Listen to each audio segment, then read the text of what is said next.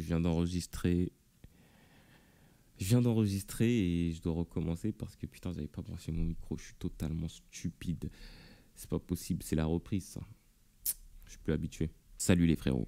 Depuis le chapitre 283, il s'est passé un bon nombre de choses.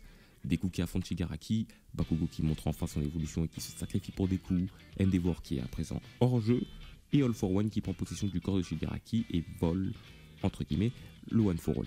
Dans le chapitre d'aujourd'hui, on va pouvoir assister à une discussion dans le One for All entre Nana Shimura, All for One et Shigaraki. Et d'autres personnes, mais on ne spoil pas pour la review. N'oubliez pas de laisser le pouce bleu de la force comme d'habitude et de vous abonner si ce n'est pas déjà fait. On est 1000 sur la chaîne, c'est totalement fou. Vraiment, merci énormément pour votre soutien. Je vous revaudrai ça un jour. Parole d'homme. Sur ce, c'est parti pour la review. Ah oui, stop, 2 secondes. Alors, en fait, si j'étais pas là durant tout ce temps, c'est parce que j'étais vraiment très occupé ces dernières semaines, réellement très occupé.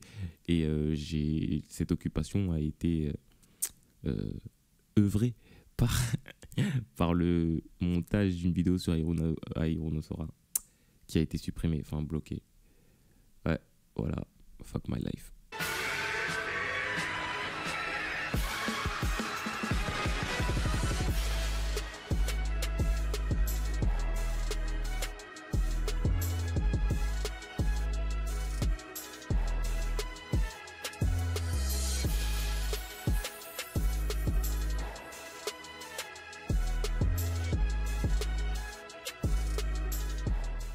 Nana Shimura face à All for One.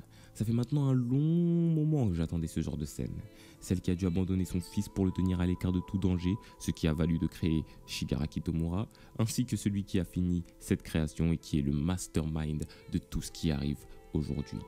All for One, qui s'amuse par rapport à tout ce qui se passe, précise à Shigaraki que sa grand-mère est en face de lui. Même si ce n'est pas vraiment nécessaire de le préciser vu que Shigaraki le sait très bien, en vrai c'est surtout pour que Deku l'apprend dans l'histoire, ce qui va sûrement changer sa manière de voir Shigaraki. Nana, elle, dit qu'elle ne pensait pas revoir All for One après sa mort. Donc ce ne sont pas juste des hallucinations ou des rêves quand Deku parle avec les prédécesseurs du One for All, comme un bon nombre de gens le pensaient, en tout cas dans mon entourage et les gens que je voit sur Twitter. Les prédécesseurs du One for All continuent réellement de vivre dans le One for All. Les alters sont liés à leurs possesseurs, leur conscience ainsi que leurs souvenirs aussi.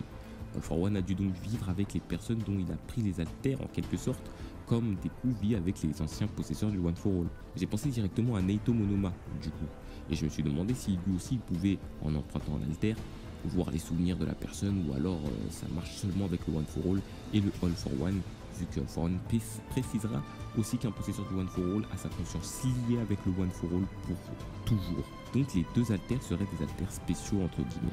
Dans le chapitre 194 pourtant, Nana nous disait que ce sont ceux qui ont échoué qu'on pouvait revoir dans le One for All. Alors si Deku bat All for One, tous les prédécesseurs pourraient alors se reposer, vu qu'en vrai, leur but c'est d'arrêter All for One.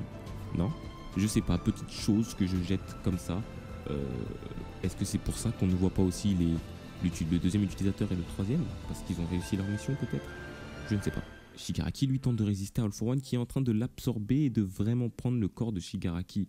Selon ce que je vois, hein. Un peu comme Orochimaru et Sasuke. Première référence à Naruto.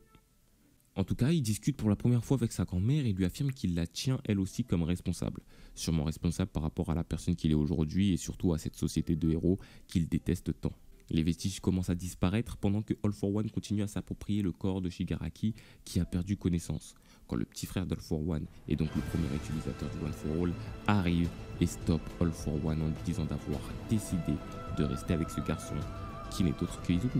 En gros, le One for All ne tombera pas entre les mains de All for One, d'où le fait qu'on ne puisse pas voler le One for All si le possesseur ne l'a pas décidé. Vous voyez ce que je veux dire? En gros, avec n'importe quel alter, tu ne peux pas prendre le One for All tant que ce n'est pas l'utilisateur même qui a décidé de te le transmettre. Voilà. Et en fait, ça, c'est parce que le One for All continue de stocker la conscience des anciens et ils font donc vivre le One for All. En gros, c'est plutôt les anciens qui décident si oui ou non ils veulent transmettre le One for All. D'après ce que j'ai compris, j'ai peut-être totalement faux. Et donc du coup, ça voudrait dire que, en plus d'All Might, les anciens prédécesseurs ont décidé aussi de donner le One for All à Izuku. Et ça, c'est beau. Et là, alors, All for One qui a observé Izuku à travers Shigaraki, d'après ce qu'il nous dit, comme Minato avec Naruto. Deuxième référence à Naruto. All for One commence à descendre Izuku avec les mêmes arguments que nous sortirait quelqu'un qui a regardé My Hero Academia ou lu avec le trou de balle. Bon, je suis un peu virulent, mais c'est clairement vrai. Genre, il est si faible, il peut pas protéger les gens autour de lui. C'est un humain après tout. Rappelez-vous que Izuku reste un humain avant tout. Mais le premier utilisateur du One for All, ce BG calme et très intelligent, ce que nous sommes tous, vu que nous sommes fans de My Hero Academia, lui fait comprendre pourquoi ce n'a pas été une erreur de confier ce pouvoir à Izuku. Comme la raison qui a poussé All Might à donner le One for All à Izuku, c'est parce que ce dernier se met en danger pour les autres. Il s'enrage pour les autres, peu importe les conséquences, parce qu'il sait mieux que quiconque qu'un grand pouvoir implique de grandes responsabilités. Et encore plus si tu détiens le One for All, gros. Izuku est un héros, un vrai de vrai, et personne ne peut contester cela.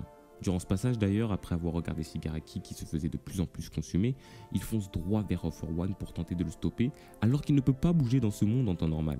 C'était prévisible, mais Izuku tentera de sauver Shigaraki et de le ramener à la raison. Il a maintenant compris que Shigaraki se faisait totalement manipuler par All for One, comme Shigaraki l'a compris lui-même. Il a vu que Nanashimura était sa grand-mère, il va se dire qu'il y a sûrement de l'espoir. C'est évident. Son action sépare les deux successeurs dont l'un est inconscient. Izuku supplie alors Tomura de rester au sol, cette fois-ci, pour le bien des héros autour d'eux ou pour le bien de Shigaraki lui-même.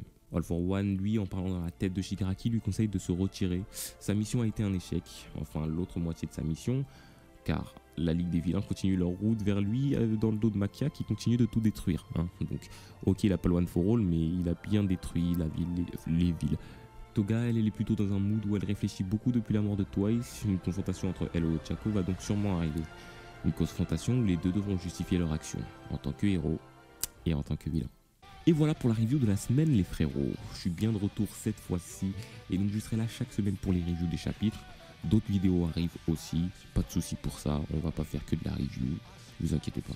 Sur ce les frérots, on se capte plus tard, merci encore pour les 1000 abonnés, vraiment, j'essayerai de faire un truc assez spécial, que vous verrez en temps et en heure, mais vraiment, merci pour les 1000 abonnés, ça me touche énormément. Sur ce du coup les frérots, on se capte plus tard, ciao.